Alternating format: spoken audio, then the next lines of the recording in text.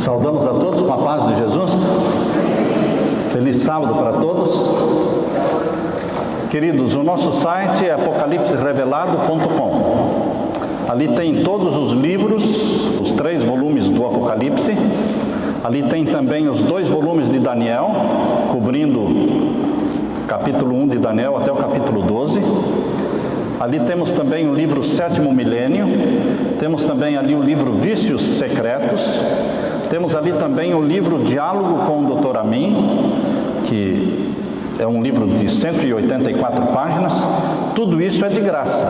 Você pode entrar no site apocalipserevelado.com, ir lá na seção livros, e você clica lá e você pode baixar em forma de PDF e ler, pode imprimir e pode ler e pode divulgar, tá ok? Isso é de forma gratuita.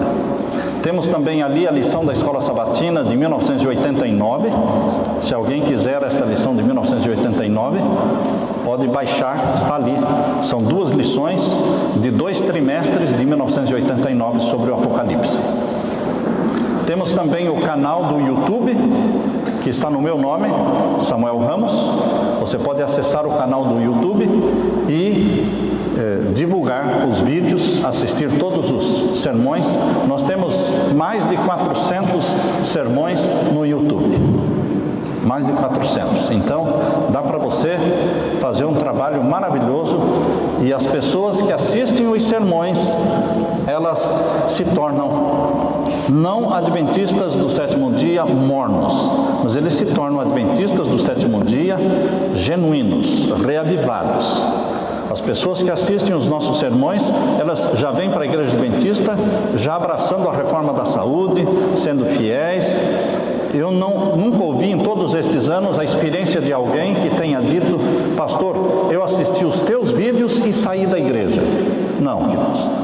Assistindo os meus vídeos, você não vai sair da igreja adventista, porque a igreja adventista é a igreja remanescente de Deus. Eu permaneço nela, sou membro regular da igreja adventista do 7º dia, de Jacksonville, na Flórida, e ali nós fundamos uma igreja nova, somos plantadores de igreja. Minha esposa, quero convidar a minha esposa para que venha aqui à frente. A minha esposa e eu somos plantadores de igrejas. Então, queridos, nós nos Estados Unidos plantamos 2 igrejas, uma em Richmond, Virgínia, e agora outra em Jacksonville, na Flórida. Mas quando estivemos aqui no Brasil, nosso ministério no Brasil foi de 23 anos. E lá nos Estados Unidos estamos há 23 anos. Então, 23 e 23, não é? Já são 46 anos de ministério. E aqui no Brasil nós fundamos muitas igrejas. No Paraná, onde trabalhamos 9 anos, em Manaus, no Amazonas, onde trabalhamos 7 anos, em Belém, onde trabalhamos na União 1 ano, e também no Ceará e Piauí, trabalhamos como presidente de campo, Ceará, Piauí, e ali fundamos várias igrejas, a Leila e eu trabalhando juntos, sempre juntos. Você nunca vai encontrar pastor Samuel sozinho, entende? Essa é a sombra, não é? É a sombra. Então Deus nos uniu, começamos a namorar com 16 anos, em 1967, nos casamos em 1973, dia 29 de janeiro, e Deus nos deu um casal de filhos, Anderson e Evelyn. Eles também já são casados e temos 4 netinhos, né? A Lisier, a mais velha, a Louise, que são netas também do pastor Schmidt e da Nair, que são pastores aqui no Rio Grande do Sul. E temos também da filha o Logan e a Laura. São 4 netinhos. Estamos nos preparando para a volta de Jesus em família. Então, esta é a companheira de trabalho. Essa é a que chora comigo e que luta e que recebe também elogios, mas também recebe pedradas, né? Que Deus te abençoe, querido. Vamos permanecer juntos na eternidade.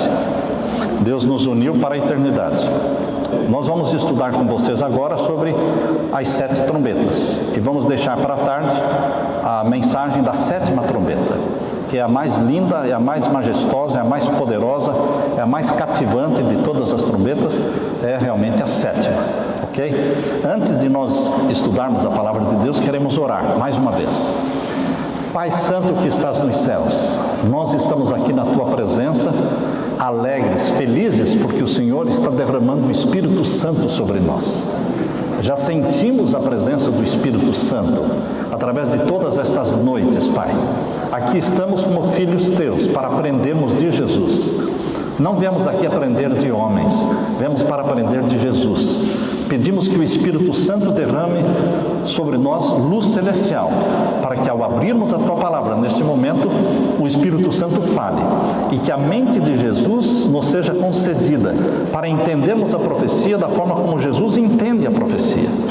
Derrama o Teu Espírito sobre todos, cura os enfermos, se alguém aqui estiver enfermo fisicamente, não importa a doença, o Senhor é a cura, o Senhor é o médico, o Senhor é o remédio.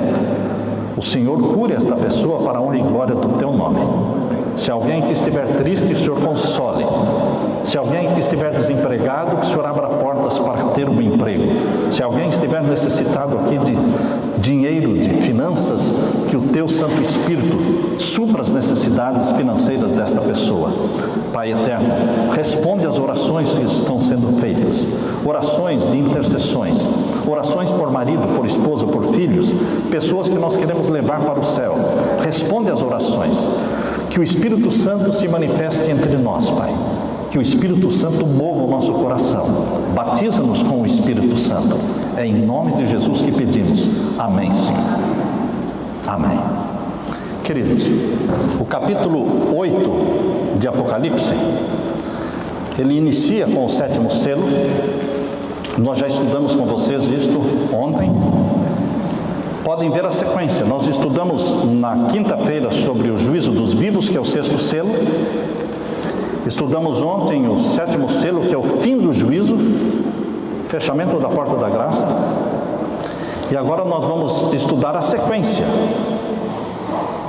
Mas você deve fixar a sua mente no contexto sequencial da profecia, porque existe uma sequência irrefutável. Existe uma sequência irrefutável da 7ª igreja, aquela Laodiceia, para a porta que se abriu no céu, a sala do juízo, o trono de Deus, e o capítulo 5, isso o capítulo 4, né? E o capítulo 5 de Apocalipse, o livro do juízo. Existe uma sequência que eu não inventei, eu aprendi na lição da Escola Sabatina de 1989. Laodiceia, povo do juízo, capítulo 4 de Apocalipse, sala do juízo, capítulo 5 de Apocalipse, o livro do juízo, capítulo 6, 7 e 8, o desenvolvimento, o desenrolar do juízo celestial em 7 fases. O selamento do povo de Deus ocorre em 7 fases, porque Deus trabalha em ciclos de 7. Deus não difere, irmãos. Deus tem padrões fixos, padrões permanentes para nos ajudar a entender as verdades. E quando chega então no 7º selo, Deus então abre as 7 trombetas. As 7 trombetas só começam a aparecer em cena depois que o 7º selo foi aberto. O 7º selo ainda não foi aberto. Portanto, nós entendemos as 7 trombetas como escatológicas. Eu não estou sozinho nisto. Eu aprendi no livro Mensagens Escolhidas, volume 3, Mensagens Escolhidas, volume 3, página 426. Ali diz a serva de Deus: Deus me mostrou que soará trombeta após trombeta e que praga após praga cairão. Queridos, Deus mostrou para Ellen White que soaria trombeta após trombeta. Ela fala de soar trombeta após trombeta, ela mostra isso como sendo futuro. E as pessoas perguntam: pastor, mas e aquele texto que está no livro Grande Conflito? O texto que está no Grande Conflito, onde fala das trombetas como ocorrendo no passado, não é da irmã White. Não é da irmã White. Se vocês querem ler o Grande Conflito original, vocês podem ler o Primeiros Escritos, a última parte o Primeiros Escritos tem 2 partes. A primeira parte, que conta a experiência inicial da vida de Ellen White. E a segunda parte do Primeiros Escritos chama-se Dons Espirituais. Esse Dons Espirituais é a primeira edição do livro Grande Conflito. primeira edição do livro Grande Conflito saiu com o título Dons Espirituais. E quando ocorreu a primeira edição do livro Grande Conflito? Em 1858. Deus deu a visão do Grande Conflito 2 vezes para Ellen White. 1848, mas ela não escreveu a visão. Então Deus deu de novo a mesma visão, em 1858, 10 anos depois. E disse: agora você escreva. E ela escreveu em 1858 e foi publicada esta visão, que você pode ler no livro Primeiros Escritos. Todo mundo que tem os Primeiros Escritos, leia lá, da metade para frente, Dons Espirituais. Esta foi a visão do Grande Conflito. Portanto, queridos, ali não tem a interpretação das 7 trombetas. A interpretação das 7 trombetas não faz parte da visão dada por Deus para a serva dele, Ellen White, em 1848 e 1858, explicando as 7 trombetas. Deus não explicou as 7 trombetas para Ellen White. Mas como? Lógico, a verdade é progressiva, irmãos. A verdade é progressiva. Em 1844, as trombetas não eram uma verdade presente, mas hoje as trombetas são verdades presentes. Por quê? É uma verdade presente porque está para acontecer. Então, Deus está nos ajudando a entender, a todos nós, as trombetas como sendo escatológicas. O que está no livro Grande Conflito de Josias Litt, primeiro, queridos, Josias Litt nunca foi membro da Igreja Adventista. Nunca. Nem antes, nem depois. Segundo lugar, Josias Litt reconheceu que ele estava errado. Como é que o senhor fala isso? É lendo, queridos, lendo o Comentário Bíblico Adventista. Você vai no Comentário Bíblico Adventista, volume 10. Lá no Comentário Bíblico Adventista, volume 10, que é a Enciclopédia Adventista, volume 10.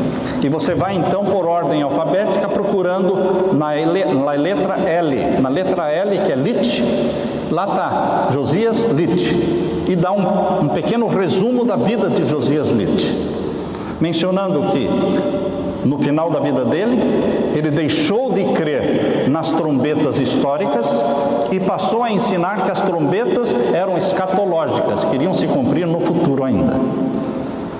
Então, queridos, ele mesmo deixou de crer nas trombetas históricas. Mas como é que este texto que está no livro Grande Conflito de Josias Litt, como é que entrou ali, se não faz parte da visão que Deus deu em 1848 e 1858? Foi acrescentado. Foi acrescentado.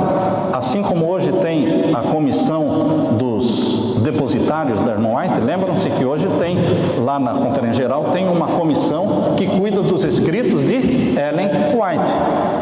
Naquele tempo já tinha uma comissão que cuidava dos escritos de Ellen White e o filho dela fazia parte desta comissão. Logicamente, eles analisaram e acharam que deveriam introduzir ali a interpretação de Josias Litt sobre as trombetas. E introduziram, na melhor das intenções, porém não faz parte da visão. Eu estou sendo sincero com vocês. Eu creio piamente na Igreja Adventista, creio também na Bíblia e creio também no Espírito de profecia. Mas isto não faz parte da visão que foi dada por Deus. Foi acrescentado. Então, queridos, a questão das trombetas é uma questão que está aberta.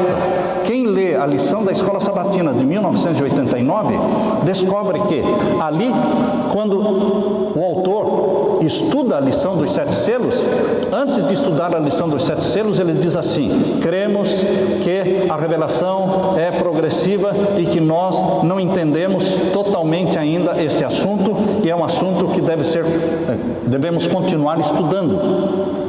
Quando ele estuda sobre os 7 selos. Quando ele vai estudar sobre as 7 trombetas, na lição de 1989, ele repete a mesma afirmação. Cremos que este assunto nós precisamos continuar estudando para entender melhor o assunto das 7 trombetas. E aí ele dá ali uma sugestão: se você quer entender melhor esta profecia das 7 trombetas, você pode analisar estas perguntas, e dá uma série de perguntas que sugere também a interpretação de que as trombetas podem ser entendidas como sendo escatológicas. Então, queridos, eles abriram o leque. Não faz parte das 28 doutrinas. O adventista do 7º dia, ele é caracterizado pelas 28 doutrinas básicas, fundamentais. Se você disser que você não crê em uma das 28 doutrinas fundamentais, você não pode ser membro da Igreja Adventista. Porque as 28 doutrinas são o fundamento da Igreja Adventista. Só, queridos, que as profecias dos 7 selos e das 7 trombetas e também dos 7 reis, essas 3 profecias não fazem parte de nenhuma das 28 doutrinas fundamentais. Isto quer dizer que são profecias que estão abertas. Você é adventista do 7º dia? Eu sou, mas eu entendo os 7 selos da forma diferente, como muitos entendem, as 7 trombetas, os 7 reis, mas nem por isso deixamos de ser adventistas do 7º dia, porque nós estamos unidos em quê? Nas 28 doutrinas fundamentais. É isso que está escrito aí no livro Nisto Cremos. O livro Nisto Cremos traz as 28 doutrinas fundamentais. Quando você é para ser batizado, eles não perguntam nada para você sobre as trombetas, nem sobre os selos, nem sobre os 7 reis. Você já viu alguém, você vai ser batizado, você crê nas trombetas como sendo o alarico, o genzerico, o duacro, o Maomé? Sim ou não? Você já ouviu alguém falar isso? Não, irmãos. Não se fala nada das trombetas quando mas a pessoa tem que aceitar as 28 doutrinas. Está tudo certo, queridos. O que nós temos é que ter a mente aberta para entender que as 28 doutrinas nós não temos nada a colocar e nem tirar. Mas nas profecias que estão abertas para estudo, e nos Estados Unidos eles entendem que elas estão abertas para estudo. E no Brasil, muitas vezes, as pessoas não querem dizer que são profecias abertas para o estudo. Essa é a diferença. Eles perguntam, como é lá nos Estados Unidos? Lá eles entendem que são profecias abertas para estudo. E não está atacando a igreja, não está discordando das 28 doutrinas fundamentais da igreja, está tudo bem. Nós temos que ter essa mente aberta para entender que somos adventistas em busca da compreensão maior e mais ampla da verdade. Porque as verdades, as profecias, elas vão sendo entendidas no momento em que elas estão se cumprindo ou se aproximam do cumprimento delas. Aí as coisas vão ficando mais claras. Então, queridos, nós deveremos ser flexíveis e nós deveremos ser tolerantes com pessoas que pensam diferente em pontos que estão ainda em estudo. Certo? Mas pelo menos considere a possibilidade de ser diferente. Pela primeira vez, a lição da escola sabatina deste trimestre, pela primeira vez eles colocaram na lição da escola sabatina a interpretação dos 7 reis. 7 reis como sendo 7 reis papais. E lá disseram, essa é a mais popular. E aí a lição explicou, mas nós oficialmente adotamos as 7 cabeças como sendo 7 reinos. Tudo certo, oficialmente adotamos as 7 cabeças de Apocalipse 17 como 7 reinos. Mas eles colocaram as 7 cabeças como sendo 7 reis papais, como sendo a mais popular, mas não é a oficial. Tudo bem, é isso mesmo, não é a interpretação oficial da igreja, mas pelo menos foi mencionada. Nas outras lições nunca mencionaram, então já houve uma pequena abertura. Nós estamos caminhando juntos para o céu, queridos. Ninguém está querendo desencaminhar, ninguém está querendo atrapalhar a sua jornada para o céu. Todos nós estamos em busca da verdade. E a revelação de Deus é progressiva, queridos. Deus nunca parou de revelar suas verdades, nem vai parar de revelar suas verdades no céu. No céu nós vamos continuar aprendendo.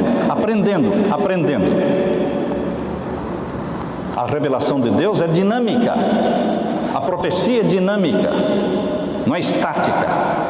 Por isso, queridos, voltando agora para Apocalipse capítulo 8, menciona o verso 1, e havendo aberto o 7º selo, fez-se silêncio no céu por quase meia hora. Esse meia hora não é tempo profético. Por quê? Porque todos os teólogos adventistas, irmãos, acreditam que em 1844 acabou o tempo profético. Isso a gente aprende na faculdade de teologia. em 1844, acabou a maior profecia de tempo profético, que foi de 2.300 anos. Acabou em 1844. E Ellen White, comentando Apocalipse capítulo 10, verso 6, Apocalipse capítulo 10, verso 6, Ellen White comenta, isso está no Comentário Bíblico Adventista, volume 7, página 971, ela menciona que em 1844 acabou o tempo profético. E depois de 1844 não temos mais profecia de tempo profético. Estamos em comum acordo. Todos os teólogos adventistas entendem desta forma. Porém, muitos entendem que de 1844 para frente não existe mais nenhuma profecia de tempo. Mas Ellen White não falou isso. Ela falou tempo profético. Profecia de tempo é profecia de tempo. Profecia de tempo profético é outra coisa. O que é um tempo profético? Um dia valendo um ano. Então, de 1844 para frente, não temos mais profecias onde um dia vale um ano. Mas nós temos profecia de tempo depois de 1844, mas não profético, é tempo literal. Qual é a prova bíblica? Qual é a prova bíblica? Irrefutável. Quando eu falo irrefutável, e vocês me ouvem falar várias vezes essa palavra, é porque é irrefutável mesmo, não tem como refutar. Qual é a profecia de tempo depois de 1844? E que está lá em Apocalipse capítulo 20. Os 1000 anos estão acenando para você. Ei, estou aqui. São profecias de tempo. 1000 anos. Proféticos ou literais? Literais. Então, as profecias de tempo depois de 1844 devem ser entendidas como sendo o quê? Literais. Está claro, queridos? Por isso, aqui, essa meia hora não pode ser profética. Mas também não é literal. É uma forma de Deus falar que vai ser o quê? Muito rápido. Muito rápido. A abertura do 7º selo e a última intercessão que Jesus vai fazer vai ser coisa rápida, para então fechar a porta da graça. A porta da graça ela é fechada exatamente, não sabemos o dia nem a hora, mas a Bíblia menciona que será na abertura do 7º selo, o fechamento da porta da graça. Aqui diz que, o verso 2, que quando o 7º selo foi aberto, os anjos, os 7 anjos que estavam diante de Deus, foram-lhes dadas 7 trombetas. Só depois que o 7º selo foi aberto, eles receberam as trombetas. Eu já falei isso ontem, estou repetindo, porque a lei do aprendizado é a lei da repetição. A gente tem que repetir e repetir e repetir, e você decora. Você decora. Para entendermos que os 7 anjos só receberam as trombetas depois que o 7º selo foi aberto. E quando você pergunta para a igreja, o 7º selo já foi aberto?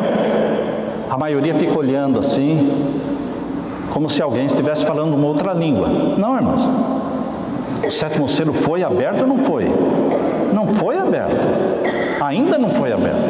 Então, os 7 anjos não receberam as 7 trombetas. E nem tocaram as trombetas ainda.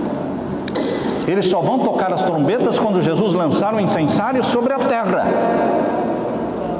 E Jesus só vai lançar o incensário sobre a terra depois que ele fizer a última grande intercessão para a conversão da grande multidão.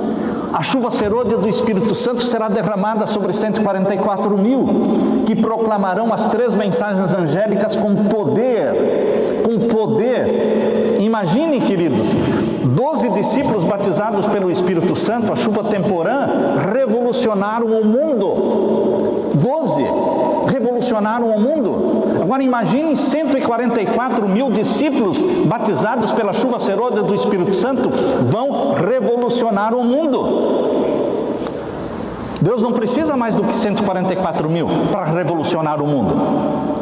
Porque ele revolucionou o mundo no primeiro século com 12. E agora são 144.000. É bastante. Pregando as 3 mensagens angélicas. E queridos, eles vão realmente pregar e a multidão vai se converter. Esta é a grande intercessão de Jesus e o resultado será a conversão da multidão que ninguém podia contar. Isso está no 7º selo. E agora o verso 5: e o anjo tomou o incensário, o encheu do fogo do altar e o lançou sobre a terra. Houve depois vozes, trovões, relâmpagos e terremotos. Aqui termina o ciclo de 7. Só aqui termina o ciclo de 7. Enquanto não fala essa frase, não terminou o ciclo de 7. Deus é um Deus de ordem, queridos. Deus não é bagunçado. Uma hora ele termina um ciclo de 7 sem falar nada, e de repente ele fala, de repente ele não fala mais, e deixa você todo confuso. Deus não é assim, queridos. Deus é didático.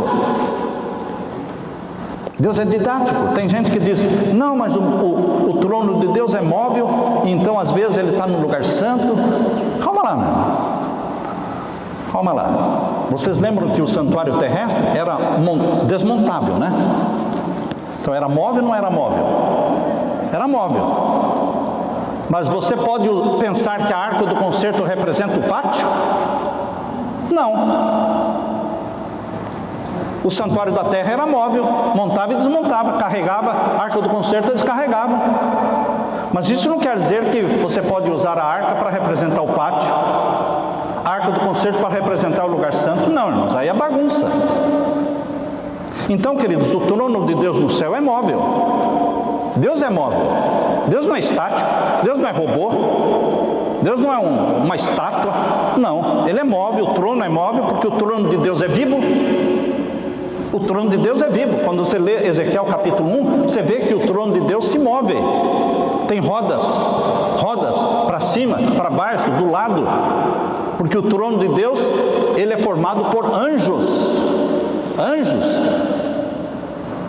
Quando você lê Ezequiel capítulo 1, você vê a majestosa cena do trono de Deus. Lógico que ele é móvel, mas o trono de Deus, mesmo sendo móvel, ele nunca representa o pátio. Ele nunca representa o lugar santo. O trono de Deus, mesmo sendo móvel, ele sempre, na teologia do santuário celestial, ele representa o quê? Santíssimo. Sempre, sempre e sempre. Então, queridos, quando Jesus Cristo faz a sua última intercessão e lança o incensário sobre a terra, ele termina o ciclo dizendo, houve vozes, trovões, relâmpagos e terremotos. Aqui ele termina o ciclo de 7 selos. E só então dá início ao ciclo das 7 trombetas. Imagine se Deus vai começar um novo ciclo sem terminar o anterior. Que bagunça não viraria? A nossa mente ia dar um nó na nossa cabeça.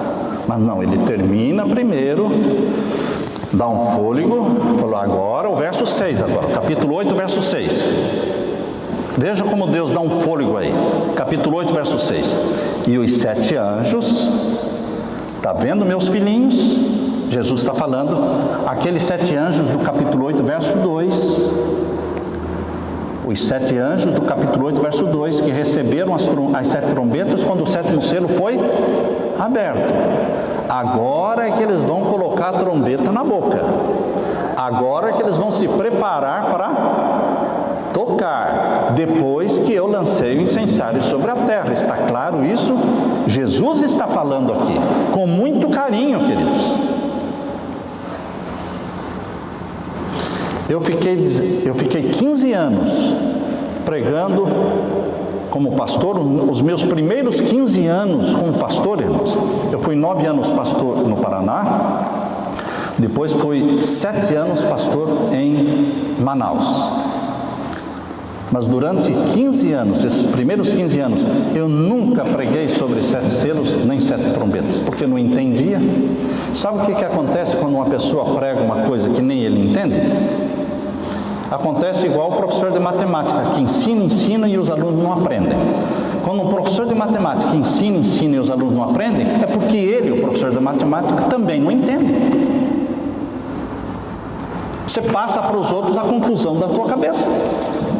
Então eu não entendia os 7 selos, nem as 7 trombetas, eu não pregava. Mas depois que eu estudei a lição de 1989, eu comecei a entender os 7 selos, 7 trombetas. Eu comecei a pregar. E aí eu comecei a pregar. E aí eu comecei a escrever. E fui escrevendo.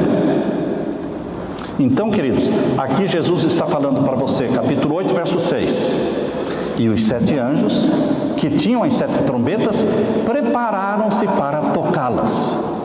E agora o verso 7. E o primeiro anjo tocou a sua trombeta.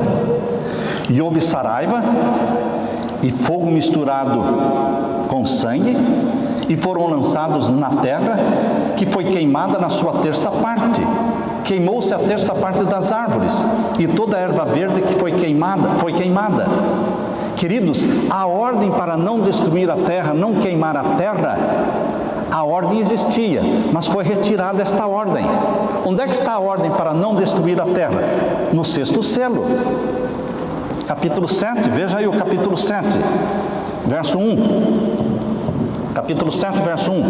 Depois destas coisas, vi 4 anjos que estavam sobre os 4 cantos da terra, retendo os 4 ventos da terra, para que nenhum vento soprasse sobre a terra, nem sobre o mar, nem contra árvore alguma. E o finalzinho do verso 2 diz que não poderiam danificar a terra e o mar. Enquanto os anjos estão segurando os 4 ventos, Satanás não pode destruir a terra, o mar, as árvores. Não pode. Tem uma proibição divina. Mas quando Jesus lança o incensário sobre a terra, diz, está feito.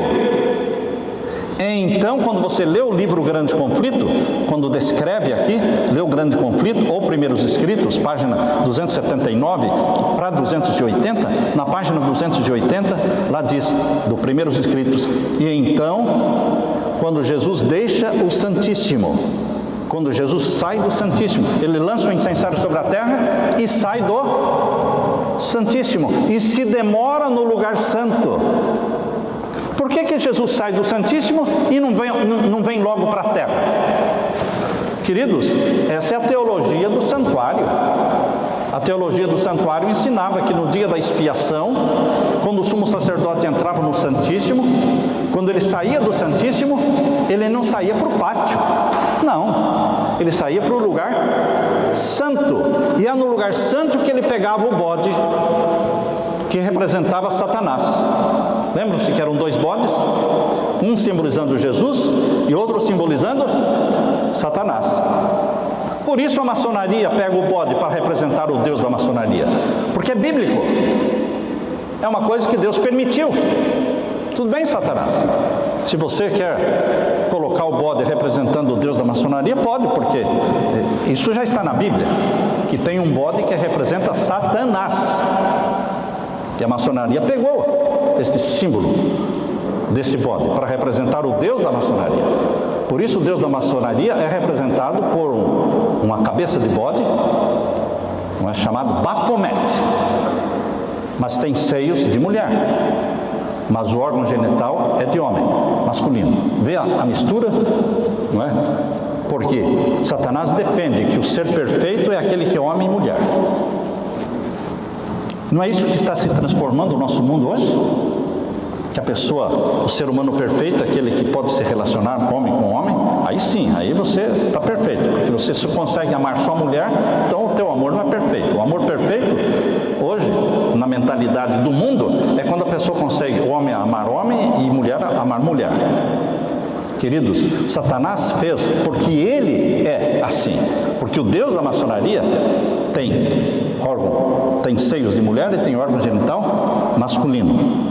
Queridos, o bode representa Satanás porque lá no santuário, ele, o Azazel, representava Satanás. Então, ele recebe o consentimento divino para destruir 1/3 da terra. Quando Jesus deixa o Santíssimo. Porque esse período que Jesus se demora no lugar santo, ele trata, é ele quem? Ele e Satanás. Porque quando o sumo sacerdote saía do lugar santíssimo para o lugar santo, o que ele fazia? Pegava Satanás, pegava o bode de Azazel. Agora vem cá. Agora eu vou colocar sobre você o quê? Os pecados que eu tirei de lá. Porque a parte que os filhos de Deus pecaram, eu perdoei, disse Jesus. O meu sangue perdoou. Mas a parte que você, Satanás, teve nos pecados deles, não está perdoada não. Vai sobre você. Você vai queimar mais. Mas este período que Jesus trata com Satanás é quando ele sai do Santíssimo e se demora no lugar santo. Então Jesus diz: agora tudo bem, Satanás, agora você pode fazer o que você queria fazer, mas não podia, que é destruir a terra. E lá diz, no grande conflito e também nos primeiros escritos, foi dado consentimento divino para Satanás destruir a terra. Mas não toda a terra, só 1/3 da terra. E por que Deus permite que Satanás destrua somente 1/3 da terra? Porque ele é o anjo da terça parte. É a Bíblia que diz que Satanás é o anjo da terça parte. Em Apocalipse 12, capítulo 12, verso 3, diz que quando Satanás foi expulso do céu, ele trouxe a terça parte dos anjos com ele. Então ele é o anjo da terça parte. Por isso todas as trombetas estão falando terça parte, terça parte. Leia comigo agora. Na primeira trombeta ele destrói a terça parte das árvores. E agora na segunda trombeta, capítulo 8, verso 8. Capítulo 8, verso 8. E o segundo anjo tocou a sua trombeta e foi lançado no mar uma coisa como que um grande monte ardendo em fogo, e tornou-se em sangue a terça parte do mar. Queridos, as trombetas é como que contrafações das pragas. Entendam assim: trombetas são causadas por Satanás, com a permissão de Deus. As pragas não são causadas por Satanás, são causadas por Deus. Satanás não tem nada a ver com as 7 pragas. Ele tem a ver com as 7 trombetas, porque Deus permitiu que ele fizesse a destruição da terça parte. Então ele faz a contrafação. A história se repete. No Egito foi assim também. No Egito, Deus realizava através de Moisés um milagre, e os bruxos e feiticeiros de Faraó também o quê? Realizavam. Ele foi imitando as pragas do Egito, e assim também aqui ele tenta imitar. Ele imita as reis. Na 7ª, ele não imita mais, porque a 7ª é a declaração de Cristo. Cristo recebe o reino, não é? Cristo recebe o reino. Então, a segunda trombeta é a destruição da terça parte do mar. E a terceira trombeta, verso 10, capítulo 8, verso 10. E o terceiro anjo tocou a sua trombeta, e caiu do céu uma grande estrela ardendo como uma tocha, e caiu sobre a terra a terça parte dos rios, e sobre as fontes das águas. E o nome da estrela era Absinto. Você conhece alguma estrela chamada Absinto? Então, queridos, quando você lê a profecia, e a profecia interpreta o símbolo, você pode aceitar a interpretação. Estrela em profecia é anjo. A grande estrela que cai do céu é o grande anjo que caiu do céu, e o nome dele é Absinto. Ou seja, quem é que torna a sua vida amarga? Porque absinto é amargo, não é? Quem amargou a experiência humana foi Satanás. Ele é a grande estrela que caiu do céu. Ele vai amargar, tornar a terça parte das águas potáveis, as águas dos rios, torná-las amargas. E um grande número de pessoas irão morrer em resultado das águas amargas. Diz aí o capítulo 8 e o verso 11. Verso 11, o nome da estrela era Absinto, e a terça parte das águas tornou-se em absinto, e muitos homens morreram das águas porque se tornaram amargas. Essa é a terceira trombeta. E a quarta trombeta, verso 12, e o quarto anjo tocou a sua trombeta, e foi ferida a terça parte do sol. Haverá uma escuridão parcial, porque não é totalmente o sol, mas a terça parte do sol, a terça parte da lua, a terça parte das estrelas. Então haverá na quarta trombeta uma escuridão parcial. E agora vem a quinta trombeta, capítulo 9, verso 1. E o quinto anjo tocou a sua trombeta, e viu uma estrela que do céu caiu da terra. Outra vez, a estrela que cai do céu para a terra é Satanás. E foi-lhe dada a chave do abismo.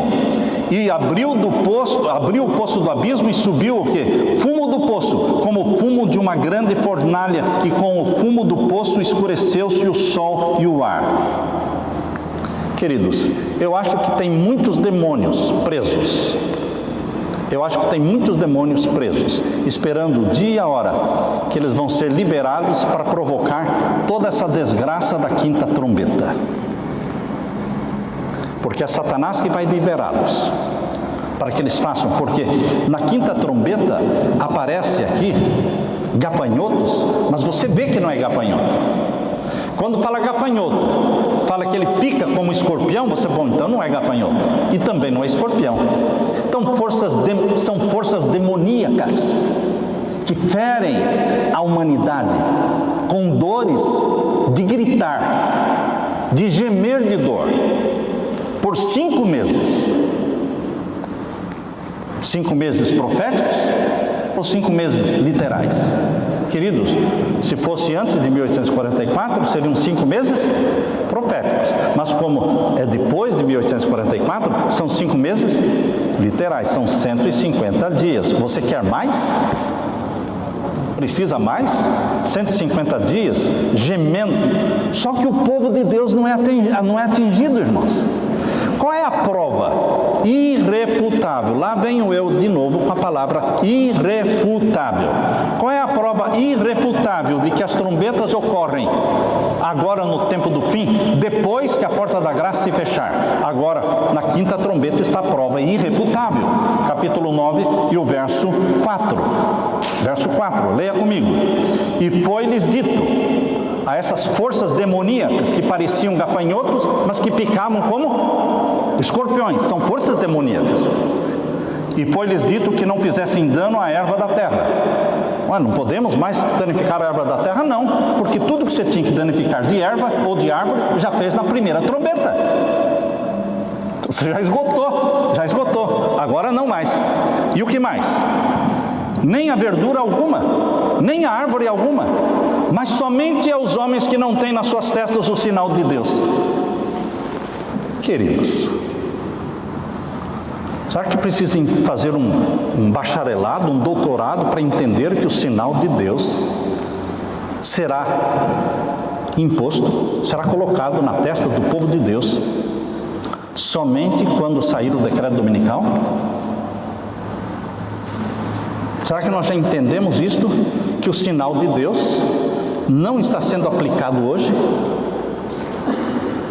Porque se você disser que o sinal de Deus está sendo aplicado hoje, então o sinal da besta também está sendo aplicado, mas não está ainda. O domingo será, mas ainda não é. O domingo será o sinal da besta quando for colocado, aplicado com força da lei, obrigatoriamente, sobre toda a humanidade. Então será o sinal da besta. E em contraste, o selo do Deus vivo aparece lindo e majestoso.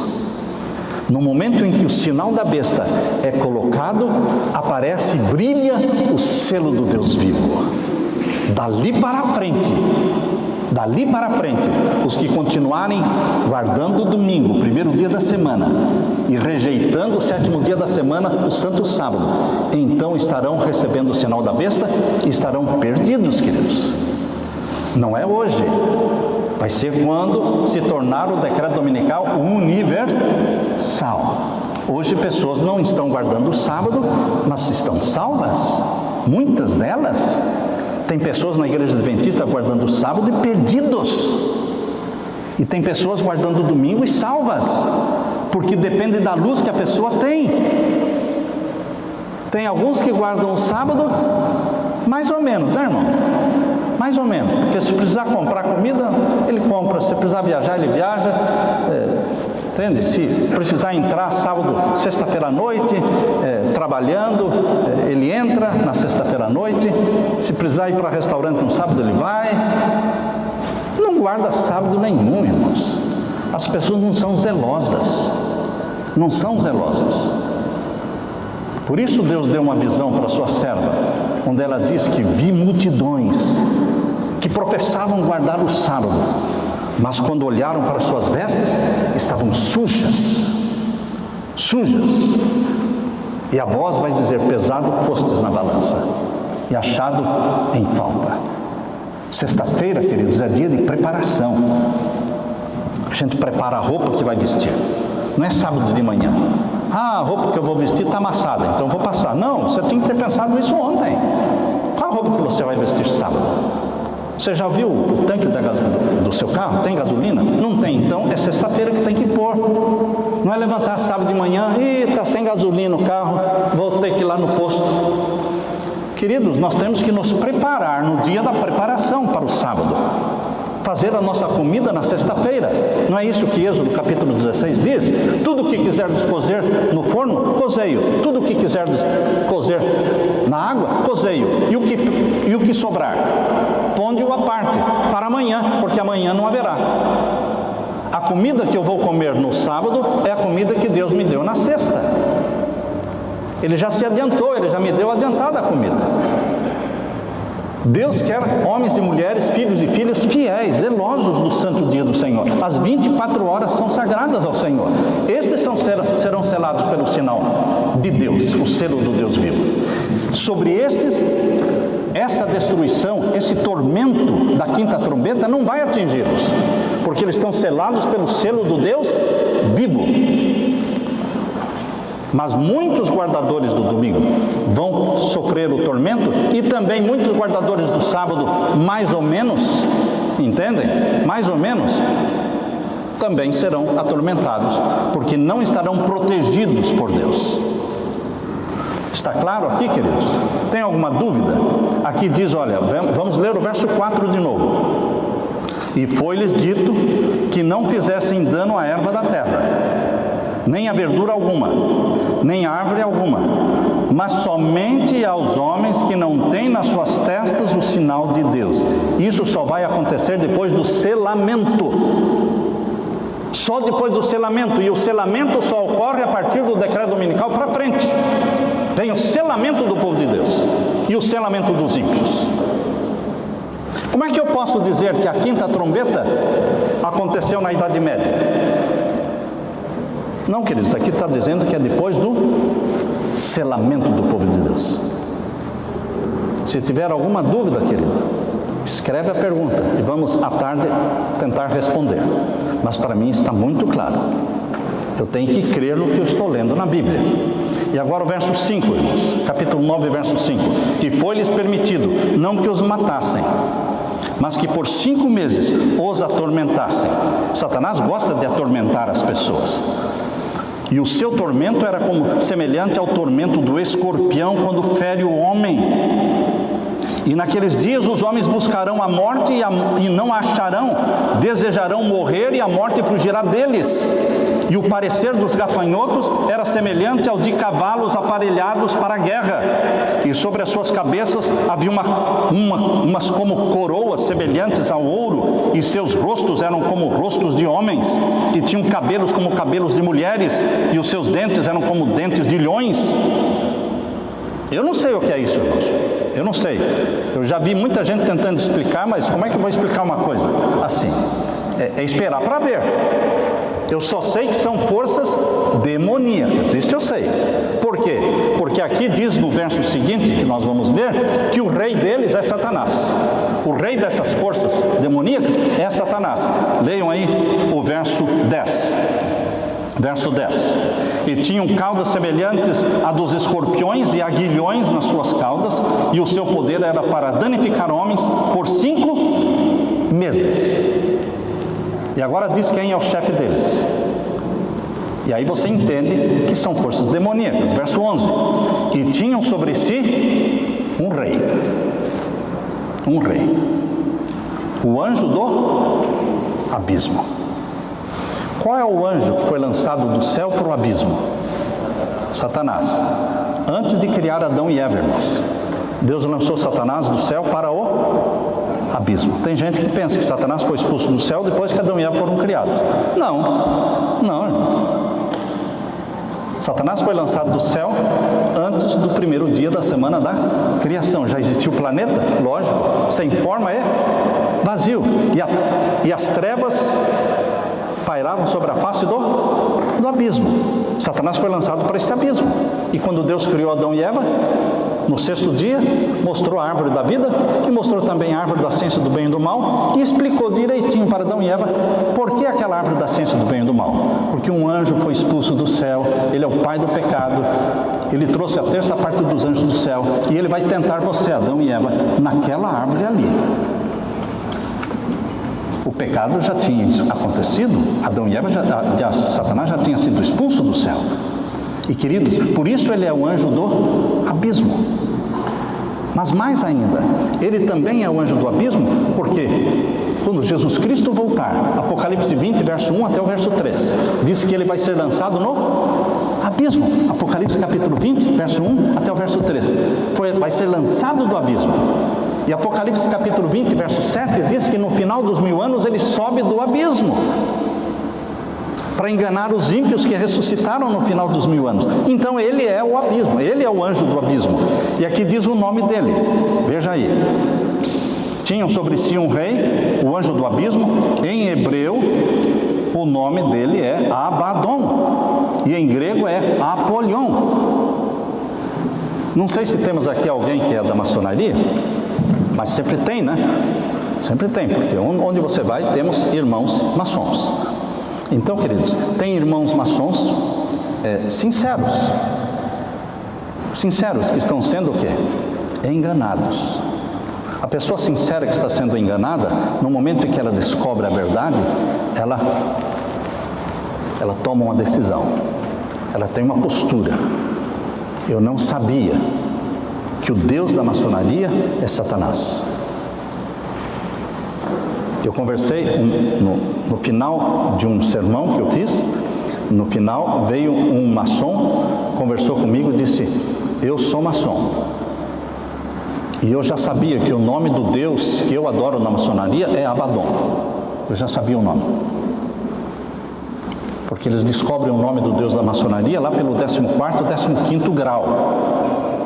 Nos primeiros graus a pessoa não está sabendo qual é o nome. Mas depois, no 14º ou 15º grau, ele descobre o nome do Deus da maçonaria, mas não descobre quem é o Deus, só o nome que ele sabe. E ele falou hoje no seu sermão, eu descobri, o nome eu já sabia, que era Abaddon, ele disse, mas eu não sabia que Abaddon era Satanás. Estou fora. Ele saiu da maçonaria e se batizou na igreja adventista. Queridos, há pessoas sinceras em todos os lugares, mas o sincero, quando percebe que está sendo enganado, disse: não, eu agora quero a verdade a qualquer custo.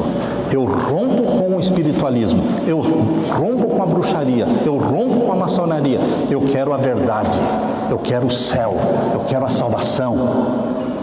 Deus não leva em conta o tempo da ignorância. Não importa se você ficou 10 ou 20 anos no erro, não importa, Deus não leva em conta. Mas Deus diz: aquele que quiser, venha e tome de graça da água da vida. Queridos, a sexta trombeta menciona aqui, capítulo 9, verso 13: e tocou o sexto anjo a sua trombeta, e ouvi uma voz que vinha das 4 pontas do altar de ouro que estava diante de Deus, a qual dizia ao sexto anjo que tinha a trombeta: solta os 4 anjos que estão presos junto ao grande rio Eufrates. E foram soltos os 4 anjos que estavam preparados para o dia, para a hora, para o dia, para o mês e o ano, a fim de matarem a terça parte dos homens. Verso 16: e o número do exército dos cavaleiros era de 200 milhões, e eu ouvi o número deles. Esse número é simbólico. Aqui não está falando que é simbólico. 200 milhões são 200 milhões. 4 anjos são 4, não são 5.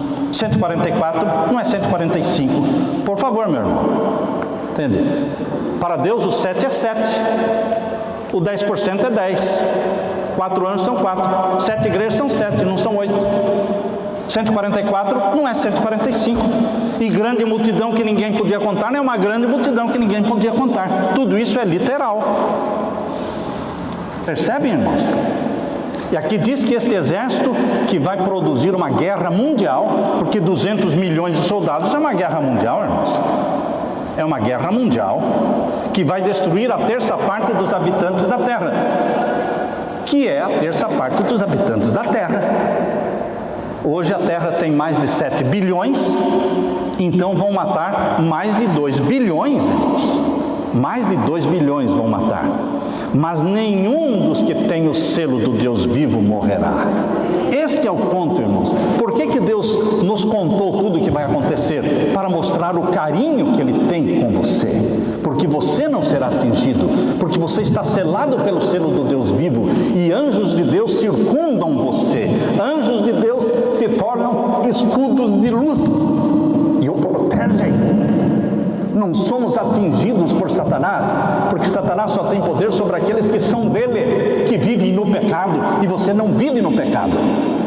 Você vive em Jesus Cristo.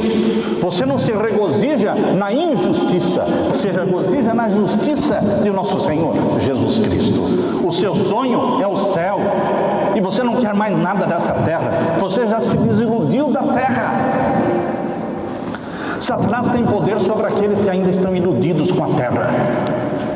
Mas, queridos, Jesus permite que a gente fique desiludido. Ele permite coisas ruins acontecerem, que você perde o encanto desta terra. E você começa a sonhar e pensar com o céu e só o céu, e você não quer mais nada. A terra perdeu o encanto, mas o céu cresceu. As visões do céu encheram a sua mente. Queridos, é isso que Jesus quer. Mostrar o carinho que Ele tem para com você, para que você não tenha medo. Medo do fim do mundo? O fim do mundo é a forma de Deus mostrar quanto Ele te ama e quanto Ele te protege. Lembre-se, meu querido, este tempo em que a destruição das trombetas, destruindo a terra, terça parte disso, terça parte daquilo. Lembre-se que nesse período ressuscita o povo de Deus, que morreu de 1844 para cá. Em todas estas convulsões da terra, em todas essas tragédias operadas por Satanás, ressuscitam aqueles que morreram crendo na mensagem do terceiro anjo. Quem são eles? Todos os pioneiros, queridos.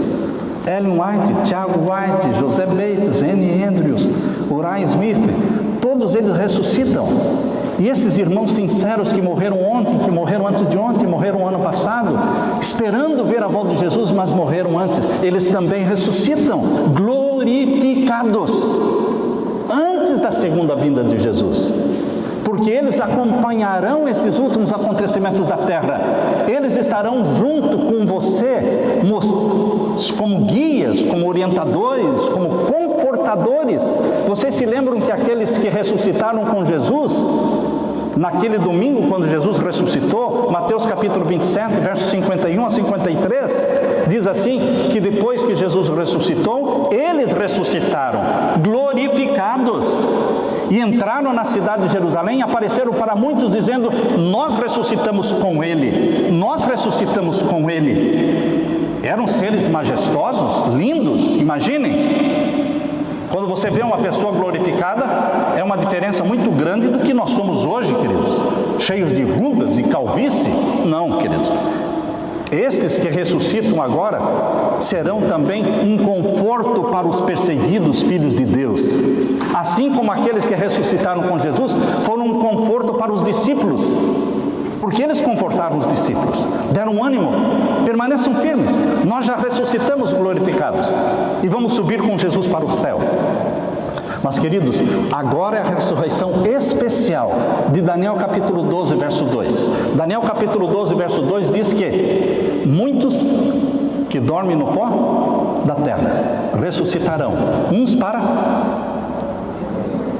vergonha e desprezo eterno, e outros para a vida eterna. Nessa ressurreição especial, os que morreram, e Ellen White fala no livro Grande Conflito, no capítulo 40, né? No capítulo 40 ela descreve ali a ressurreição deles glorificados. E dos ímpios também, que mataram Jesus na cruz, também ressuscitam na ressurreição especial. Eles vão ter que assistir à segunda vinda de Jesus. Eles vão ter que assistir. Jesus disse: vereis o Filho do Homem vindo nas nuvens do céu. Vocês vão viver vindo nas nuvens do céu. Queridos, Jesus Cristo tem coisas maravilhosas para o seu povo. Nós não estaremos sozinhos. Nós estaremos vivendo sim à vista de um Deus santo sem intercessor, porque Jesus já lançou incensário sobre a terra, não tem mais intercessão. Então depois que a porta da graça se fecha, você vive à vista de um Deus santo sem pecar. Isso assusta as pessoas. Então não deixe para viver sem pecar depois que a porta da graça se fechar, por favor. Porque aqueles que estiverem pensando em deixar para viver sem pecar depois que a porta da graça se fechar, vão ficar fora do reino de Deus. Porque o dia de viver sem pecar, queridos, é hoje. É hoje. Satanás não tem poder sobre aqueles que rompem com o pecado, mas aqueles que continuam com seus pecados acariciados, aqueles que continuam com seus pecados familiares, assistindo às novelas da Globo. Você sabe que a televisão vai tirar muita gente do céu, irmãos. Muita gente do céu, porque é uma podridão. Você não deveria deixar sua esposa, seu marido, você não deveria deixar seus filhos, nem a visita que está na sua casa. Agora é a hora da novela, deixa assim. Não, aqui não, por favor. Aqui em casa não. Eu e minha casa serviremos ao Senhor. Queridos, aqueles que tomam a decisão de romper com os pecados, então o Espírito Santo mostra outros pecados. Ele só pode mostrar outros pecados quando você romper com estes aqui. Enquanto você não romper com estes, ele não pode mostrar os outros. Você não está avançando na santificação, você está parado, você está atolado, não vai nem para frente nem para trás. Sou 30 anos adventista, e o que adianta? Você era 30 anos adventista praticando os mesmos pecados. Até quando você vai continuar praticando os mesmos pecados? Deus quer que você rompa com os pecados, peça perdão. Mas e o poder para não pecar mais esses pecados? O poder vem de Deus, mas a decisão vem de você. A decisão é de você. Quando você toma a decisão, o Espírito Santo é derramado e capacita você com poder para não mais continuar pecando. É assim que as pessoas viciadas no cigarro, na bebida, nas drogas, depois que tomam a decisão, Deus simplesmente faz isso, tira a vontade. Tenho conversado com pessoas viciadas. Como é que você largou? Deus tirou. No momento em que confessei os meus pecados e decidi, Deus tirou a minha vontade de usar isso, de usar aquilo. Mas a decisão é sua, de parar de pecar. Mas, queridos, será que eu posso dizer, eu vivo sem pecar, eu não tenho pecado? Não, isso eu não posso falar, porque eu tenho a natureza pecaminosa, mas isso não é desculpa para eu continuar nos meus pecados acariciados. Isso não é desculpa, irmãos. Tem gente que fica apavorado. Então, nós tomamos essa decisão antes do fechamento da porta da graça. E então, depois do fechamento da porta da graça, você já está habituado a viver sem praticar pecados conhecidos. E as pessoas perguntam, e os pecados desconhecidos? Pouco importa. Alguém vai se perder por pecados desconhecidos? Deus leva em conta o tempo da ignorância? Não. Então não se preocupe com eles, mas se preocupe com aquele pecadinho, aquela raposinha, entende? Aquela raposinha que você acha que não faz mal, mas está fazendo mal. Essa você tem que se preocupar, porque esse é um pecado conhecido. E Deus exige confissão para dar o perdão e derramar sobre você o Espírito Santo. Essa é uma mensagem de reavivamento. Essa é uma mensagem de entrega. Essa é uma mensagem dos eventos finais, que nos preparam para o que está por vir diante de nós. Deus quer mudanças na sua igreja, sair da mornidão. Somos mais de 20 milhões de adventistas, queridos. Mas o que adianta? 20 milhões. Como o mundo Parece que quanto mais velha vai ficando a igreja, mais parecido com o mundo. Tinha que ser o contrário. O filho, quanto mais velho, mais parecido com o pai. Entendem? Eu sou mais parecido com meu pai hoje do que quando eu tinha 20 anos. Cada vez eu fico mais parecido, meu jeito de andar, meu jeito de ser, mais parecido, você parece o teu pai. Lógico, quanto mais velho, mais parecido com o pai. Se o nosso pai é Jesus, se o nosso pai é o Deus Pai, quanto mais velho, nós temos que ser mais semelhantes a Ele. E não mais semelhantes a Satanás. Satanás não é o nosso pai. O caráter de Satanás não é o nosso. O nosso caráter é o de Jesus. A mente que o Espírito Santo quer implantar em você é a mente de Jesus. Os gostos de Jesus. Ah, eu não gosto disso. Mas Jesus gosta. Ele vai implantar em você o gosto dele. Isso é ter a mente de Jesus. Obra do Espírito Santo. Isso é obra do Espírito Santo. Ele implanta em você a mente de Jesus. Mas eu tenho que pedir. Eu tenho que buscar. Eu falei, eu quero, Senhor.